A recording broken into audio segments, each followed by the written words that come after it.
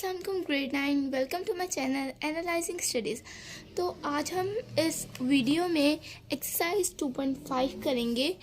पिछली वीडियो में हमने एक्सरसाइज 2.1 और एक्सरसाइज 2.2 कर ली थी। आज हम एक्सरसाइज 2.3 करेंगे जो कि बहुत इजी है। उसके लिए सबसे पहले आपको एक्सरसाइज 2.1 ज़रूर या 2.2 ज़रूर देखनी होगी, क्योंकि उसमें मैंने आपको बताया हुआ है रेडिकल और हमारे पास रेडिकेंड क्या होता है, इंडेक्स क्या होती है। तो वो अगर आपने देखी है तो आई होप आपको ये एक्सरसाइज बहुत इजी लगेगी। इसमें सिर्फ बेसिक कॉन्सेप्ट्स हैं, इतने ज़्यादा उन्होंने डिफाइन नहीं किया हुआ। तो अगर आप इस को गौर से समझेंगे तो आपको इंशाल्लाह ज़रूर समझ आएगी। तो हम देख लेते हैं। सबसे पहला क्वेश्चन है विच write each radical expression in exponential notation and each exponential expression in radical notation. Do not simplify. जब यहाँ पर लिखा हो do not simplify, इसका मतलब सिंप्लीफाई नहीं करना। अगर आप सिंप्लीफाई करेंगे तो बाकी का पार्ट कट कर दिया जाएगा। अगर आप बोर्ड में ऐसे लिखते हैं, ये क्वेश्चन करते हैं और आप सिंप्लीफाई कर देते हैं इसका रेडिकेंड और जो इसका रेडिकल एक्सप्रेशन है, अगर ये रेडिकल एक्सप्रेशन में है तो इसको एक्सपोनेंशियल, जैसे हम अगर ये ले लें तो ये है रेडिकल एक्सप्रेशन में। अगर हम जब इसे एक्सपोनेंशियल नोटेशन में करेंगे तो ये हमारे पास क्या हो जाएगा, आंसर आ जाएगा। फिर हम इसे सिंप्लीफाई करने लग जाएंगे। एक तो हमारा टाइम वेस्ट होगा, दूसरा वो माना नहीं जाएगा। और बोर्ड में कुछ लोग ऐसे होते हैं जो आपके ज़्यादा लिखने पे मार्क्स काट देते हैं, डिटेक्ट कर देते हैं। तो आपने इस चीज़ का भी ख्याल रखना है। तो अब हम अपने रजिस्टर की तरफ बढ़ते हैं, जहाँ पर हम सॉल्व करेंगे ये क्वेश्चन। वैसे तो ये बुक पे सॉल्व ही हो जाएंगे, लेकिन फिर भी हम इसे एक रजिस्टर पे सॉल्व करेंगे ताकि आप लोगों को ज़्यादा क्लियर हो और कन्फ्यूजन ना हो। तो बढ़ते हैं रजिस्टर की तरफ। अब हमारा पहला जो क्वेश्चन है वो है √3 - 64। अब हमारे पास क्या है, अंडर रूट है 3 और -64 है हमारे पास। तो हमने इसको जो है, इसका जो अगर ये रेडिकल एक्सप्रेशन में है तो हमने इसको किस में चेंज करना है, एक्सपोनेंशियल उसमें चेंज करना है। और अगर हमारे पास एक्सपोनेंशियल फॉर्म में है, यानी एक्सपोनेंशियल एक्सप्रेशन में है, तो हमने इसे किस में चेंज करना है, रेडिकल नोटेशन में। तो अब आप जो क्वेश्चन है वो आपको समझ आ गया होगा। अब मैं आपको ना एक चीज़ बताती हूँ। इससे पहले आपकी दो चीज़ें जानना बहुत ज़रूरी है, ठीक है, जो इसके आती हैं बेसिक कंसेप्ट में से, ठीक है। मैं हमेशा जो रफ वर्क है वो पेंसिल से ही करवाती हूँ। तो आप चाहें तो पेन से भी लिख सकते हैं। यहाँ मैं पेन यूज़ कर लेती हूँ, ठीक है। हमने क्या करना है, दो चीज़ें हमें लाजमी पता होनी चाहिए। इसको जानने के लिए हमें दो चीज़ें लाजमी पता होनी चाहिए ताकि हम इस क्वेश्चन को सॉल्व करें। और ये शॉर्ट क्वेश्चन में आता है या आपके पास MCQs में भी आता है। तो अब हम देखते हैं। सबसे पहले हमने क्या करना है, ये बाहर वाला मैं आपको दो एग्जाम्पल से समझाती हूँ।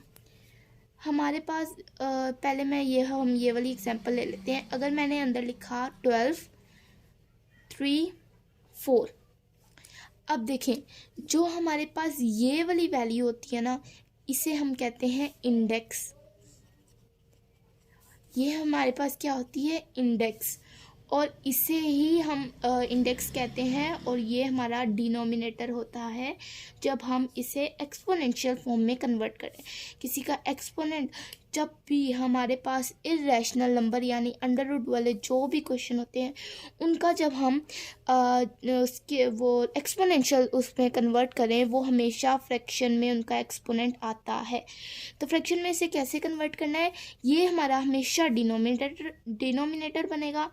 और इसका जो एक्सपोनेंट है, यहाँ पर हमारे पास जो वैल्यू है उसका एक्सपोनेंट हमारे पास न्यूमरेटर बनेगा। ये बात मेरी लिख लें, ये बहुत इम्पोर्टेंट है। ये बहुत इजी जो है आपके पास चीज़ है और आपने इसको, ये बहुत इम्पोर्टेंट एंड इजी है, ठीक है। आपने ये जो हमारे पास बाहर इंडेक्स है ये हमेशा हमारी जब हम एक्सपोनेंशियल फॉर्म में कन्वर्ट करेंगे तो हमारी डिनोमिनेटर बनेगी, और जब हम जो हमारा एक्सपोनेंट है वो हमारा न्यूमिनेटर बनेगा। अब दूसरी एग्जांपल देखते हैं, √12(3). अब यहाँ पर हमारा कोई एक्सपोनेंट नहीं है। हमेशा आपने 8 में भी पढ़ा था कि अगर 0 हो तो वो 1 में चेंज हो जाता है, और अगर 1 हो तो उसे हम लिखते नहीं हैं। तो आपने बिल्कुल भी ये गलती नहीं करनी कि आप जो है वो इसको समझे कि हाँ इसके ऊपर 0 है तो हमने 0/3 लिख लिया। गलत, पूरा क्वेश्चन 2 मार्क्स का आपका गलत हो जाएगा। आपने यहाँ पर अगर कोई एक्सपोनेंट गिवन नहीं होगा तो आपने उसे एज अ 1 ट्रीट करना है, और वो हमारा क्या होगा, न्यूमिनेटर, और डिनोमिनेटर 1/3 आ जाएगा एक्सपोनेंशियल फॉर्म में। अंडर रूट कैंसिल हो जाएगा और ये भी, तो हमारे पास आएगा 12 1/3। ठीक है, आ गई समझ। अभी इसको चेंज कर लेते हैं। आई होप सो आपको ये समझ आने के बाद ना, ये पूरी थ्योरी समझ आने के बाद ना, आपको ये वाला क्वेश्चन बहुत आसान हो जाएगा समझना। अब हमारे पास 3 है, ये इसका इंडेक्स है। इंडेक्स क्या है हमारे पास, इंडेक्स हमारे पास है 3। अब -64 का एक्सपोनेंट, ये आप इन्फॉर्मेशन ना भी लिखें, सिर्फ मैं आपको पहले क्वेश्चन में समझाने के लिए लिख रही हूँ। एक्सपोनेंट जो है वो हमारे पास क्या है, 1, क्योंकि इसका कोई एक्सपोनेंट नहीं है, यानी ये 1 है। अब माइनस एज इट इज आएगा, ठीक है, -64 1 हमारे पास क्या है एक्सपोनेंट, न्यूमिनेटर बनेगा, डिनोमिनेटर हमारे पास का इंडेक्स यानी 3, 1/3। होल में लिखेंगे कि होल में है। अगर इन केस आपके पास यहाँ पर होता -364, तब हम इसको होल में ना लिखते, हम इसे ऐसे लिखते 1/3। इसका आंसर ये होता, इसका आंसर ये ना होता, लेकिन अब इसमें अंदर है यानी पूरे होल पे है, तो यानी हमने पूरे होल में इसको लिखा है। ये हमारे पास इसका आंसर है। अब देखें हमारे पास क्वेश्चन नंबर 2 क्या है।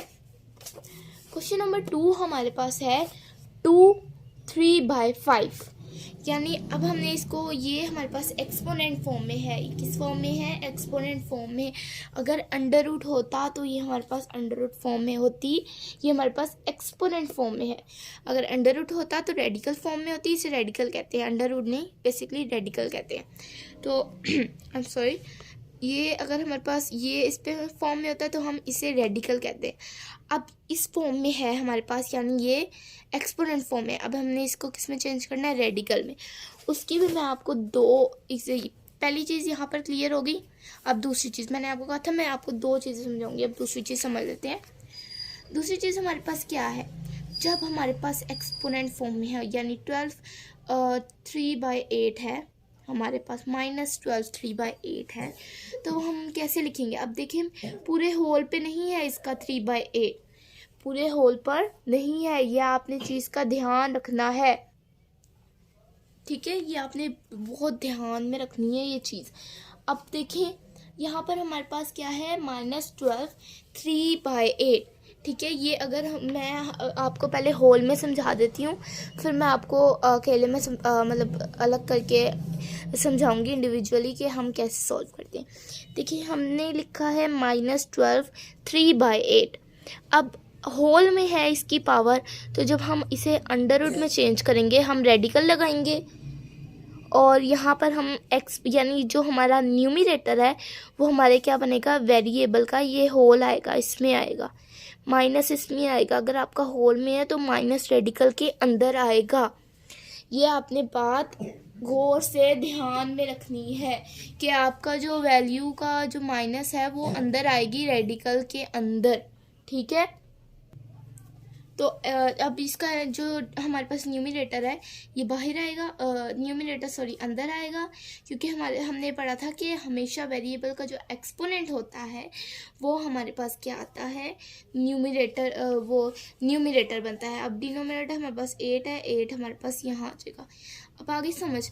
और अगर अब ये होल में ना हो, -12 3/8 हो, तो हम माइनस को अंडर रूट के अंदर नहीं लिखेंगे, बाहर लिखेंगे। मैंने ऊपर वाले क्वेश्चन में भी आपको बात समझाई थी। अब यहाँ पर 3 है तो हमारे पास 3 जो है यहाँ हमारे पास 3 12 की पावर आ जाएगी और 8 एज इट इज़। ये हमारे पास क्या होगा इसका आंसर, -8 12 क्यूब आंसर। ठीक है, ये हमारे पास। अब इस क्वेश्चन को देख लेते हैं। हमारे पास इस क्वेश्चन में क्या है, 2 3/5, 2 3/5 एक्सपोनेंट फॉर्म में है, यानी अंडर रूट पहले रेडिकल लगाएंगे फिर 2 लिखेंगे। अब जो हमारे पास 3 है वो हमारे पास न्यूमरेटर इसका एक्सपोनेंट बनेगा और 5 हमारे पास क्या बनेगा, डिनोमिनेटर है तो इसका जो है इंडेक्स बनेगा। तो हमारे पास आंसर क्या आएगा, अल्टीमेटली इसका आंसर आएगा 5 2 3 आंसर। ये हमारे पास क्या है इसका आंसर। आप चाहें तो इसके नीचे लिख भी सकते हैं, जैसे ये आपके पास एक्सपोनेंशियल फॉर्म में तो आप इसके आगे लिखें एक्सपोनेंशियल फॉर्म, इसके आगे लिखें अंडर रूट फॉर्म। ठीक है, आप चाहें तो लिख सकते हैं, वैसे इतना इम्पोर्टेंट नहीं होता। अब देखें -7 1/3। अब माइनस जो है होल में नहीं है, यहाँ पर ऐसे नहीं लिखा हुआ, -7 होल 1/3। अगर होल में होता तब हम इसे अंडर रूट के अंदर लिखते, तो हम अंडर रूट लगाएंगे। 1 हमारे पास क्या है, 7 का वो न्यूमरेटर यानी 7 का हमारे पास एक्सपोनेंट, वो हम नहीं लिखते तो हम नहीं लिखेंगे। 3 हम एज इट इज़ लिख लेंगे। माइनस हमारे पास बाहर आएगा क्योंकि हमने जो होल में नहीं लिया। अब ये हमारे पास क्या है इसका आंसर, सिंपल, हमने इसको सिंप्लीफाई नहीं करना, ये हमारे पास आंसर है इसका। अब देख लेते हैं लास्ट वाला है हमारे पास y -2/3। अब जो y है हम उसको अंडर रूट के अंदर लिखेंगे y। अब -2 क्या है, न्यूमरेटर, यानी वो क्या है, एक्सपोनेंट ऑफ द वेरिएबल। तो हमारे पास क्या आएगा, -2 ऊपर आ जाएगा और 3 हमारे पास बाहर आ जाएगा। ये हमारे पास क्या है इसका आंसर। सिंपल, ये बहुत सिंपल क्वेश्चंस हैं, आप इन्हें प्रैक्टिस करें जितना आप कर सकते हैं। अब देखें यहाँ पर हमारे पास हमने ये वाला क्वेश्चन कंप्लीट कर लिया है। क्वेश्चन नंबर 2 बुक पर ही कर लेते हैं। Tell whether the following statements are true और फॉल्स। यहाँ तक आप लोगों को समझ आ गई होगी क्योंकि ये बहुत इजी क्वेश्चन है, इनकी प्रैक्टिस की भी नहीं ज़रूरत। अगर आप पहचान लेते हैं कि रेडिकल क्या होता है, रेडिकेंट क्या होता है, ठीक है, जो बेसिक कंसेप्ट हैं, और हमारे पास इंडेक्स क्या होता है, एक्सपोनेंट क्या होता है, ठीक है, ये चीज़ें जो है अगर आप ये चीज़ें समझ लेते हैं तो आपके लिए क्वेश्चंस करना बहुत आसान हो जाएंगे। तो क्वेश्चन नंबर 2 है वो हम बुक पर ही सॉल्व कर लेते हैं, और अगर उसमें कोई भी ऐसी प्रॉब्लम हुई जो मतलब हम आपको जो डिस्कस करनी पड़ी तो हम उसे रजिस्टर पे सॉल्व करेंगे। तो अब पहला हमारे पास है 5 1/5। पहला हमारे पास है 5 1/5 अंडर रूट 5, मतलब 5 1/5 इक्वल्स टू अंडर रूट 5। तो ये आप देखें ये हमारे पास इक्वल है या नहीं। आप अच्छी तरह सोचें कि अगर हमारे पास अंडर रूट की वैल्यू क्या होती है 1/2, तो 5 1/5 5 1/2 कैसे हो सकता है। तो हमारे पास अंडर रूट की बेसिकली हमारे पास वैल्यू क्या होती है, मैं आपको एक रजिस्टर पे समझाती हूँ। बेसिकली अंडर रूट की हमारे पास वैल्यू क्या होती है, अंडर रूट की वैल्यू हमारे पास होती है रेडिकल बोल रहे हैं आप, ठीक है, रेडिकल की वैल्यू हमारे पास 2 है।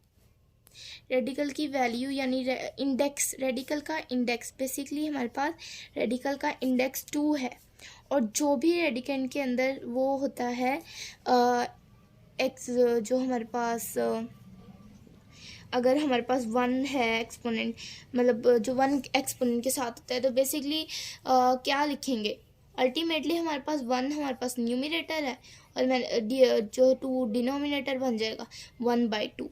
सारे जो रेडिकल हैं अगर उन पे एक्सपोनेंट कोई भी नहीं है, इंडेक्स कोई भी नहीं है और एक्सपोनेंट भी नहीं है, तो वो हमारे पास पावर 1/2 होगी। यहाँ पर हमारे पास गिवन क्या है, हमारे पास गिवन है 5 1/5 इक्वल्स टू 5 1/2 यानी 5 1/5 इक्वल्स टू 5 1/2। ये हमें उन्होंने कंडीशन क्या कहा है कि 5 1/5 इक्वल्स टू 1/2 है, ये फॉल्स है। कैसे? अब हम इसको प्रूफ करते हैं। कैसे? 5 1/5 एज इट इज़ आ गया इक्वल्स जो हमारे पास अंडर रूट था, ये हमारे पास अंडर रूट की पावर क्या होती है 1/2, ठीक है। या फिर मैंने आपको ये भी बताया कि अगर आपको जो भी इजी लगता है आप उस मेथड से कर लें। मैंने आपको ये भी बताया कि रेडिकल की इंडेक्स 2 होता है, तो अगर हम इधर 2 लगाएं, 1 इसका एक्सपोनेंट है, 1 न्यूमरेटर बन जाएगा, 2 डिनोमिनेटर। लेकिन ज़्यादा इजी यही है कि आप ये याद रखें कि अगर कोई भी ऐसी सिचुएशन में कोई भी आपके पास क्वेश्चन आता है जिसका आपके पास जो है आपके इंडेक्स भी नहीं गिवन, एक्सपोनेंट की भी नहीं गिवन, तो हमारे पास क्या होगा, उसका एक्सपोनेंट 1/2। तो 5 1/5 इज़ नॉट इक्वल टू 5 1/2, ये हमारे पास फॉल्स है। और अगर हम इज़ नॉट इक्वल डाल देते हैं, अगर उन्होंने यहाँ पर इज़ नॉट इक्वल डाला होता तो वो हमारे पास ट्रू होता। ये वाला पार्ट जो है ये आप छोड़ दें, कन्फ्यूजन क्रिएट होगी। आप सिर्फ ये वाला पार्ट ध्यान में रखें कि 5 1/5 इक्वल्स टू 5 1/2, ये फॉल्स है। अब दूसरा क्वेश्चन देखते हैं जी। दूसरा क्वेश्चन हमारे पास है 2/3 equals to under root index 3 4। अब यहाँ पर ये कंडीशन ट्रू है या फॉल्स। अब ये जो पार्ट है ये तो समझने वाला है, ये तो वैसे खैर समझने वाला नहीं था, लेकिन फिर भी मैंने आपको समझा। ये वाला पार्ट समझने वाला, हमारे पास 2/3 है इक्वल्स अंडर रूट, ठीक है। हमारे पास क्या है, इक्वल्स अंडर रूट 4 3, यस हमारे पास अंडर रूट 4 3 है, यानी 3 हमारे पास इंडेक्स है, 4 जो हमारे पास वेरिएबल अंदर हमारे पास रेडिकेंट है। अब देखें हमारे पास जो यहाँ पर गिवन है, तो हमारे पास एक्सपोनेंट क्या है 2/3। अब इसको हम सिंप्लीफाई कर लेते हैं।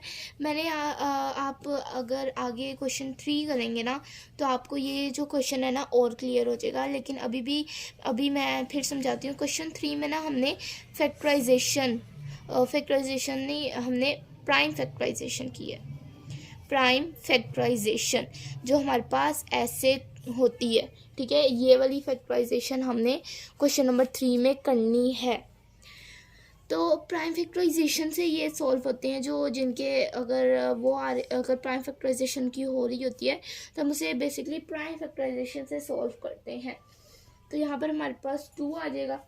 यहाँ पर हम पहले इसको उसमें चेंज कर लेते हैं हमारे एक्सपोनेंशियल फॉर्म में। तो ये 1/3, जब यहाँ हमारे पास 2/3 आएगा, तो 4 को जब हम एक्सपोनेंट में चेंज 2 मल्टीप्लाई बाई 2 यानी 4 की प्राइम फैक्टराइजेशन करेंगे तो हमारे पास 2 आएगी। 2 2 ज़ा 4, 2 1 ज़ा 2, तो हमारे पास 2 आएगा। तो 1/3 इसकी पावर एज इट इज़। अब 2/3 इक्वल्स टू 2, हमारे पास 2 की पावर 2 आ गई, 1/3 आ गया। जब हमने 2 की पावर अंदर है और होल के बाहर हमारे पास 1/3 है, तो आपस में मल्टीप्लाई होंगे। 2/3 इक्वल्स टू 2 की पावर 2 मल्टीप्लाई बाई 1/3, ठीक है। हमारे पास क्या आएगा, 2 की पावर 2 मल्टीप्लाई बाई 1/3, तो 2 मल्टीप्लाई होगा 1 से, तो हमारे पास क्या आ जाएगा 2/3। ये हमारे पास क्या है, कंडीशन ट्रू है। 2/3 इक्वल्स टू 2/3। तो इसका हमारे पास ये जो है ये कंडीशन हमारे पास ट्रू है। ये कंडीशन हमारे पास ट्रू है। 2/3 इक्वल्स टू, जब हमने 2 का एक्सपोनेंट लिया 2, क्योंकि हमारे पास ये 2 में था तो हमने इसको एक्सपोनेंट में ले लिया 2, और होल 1/3।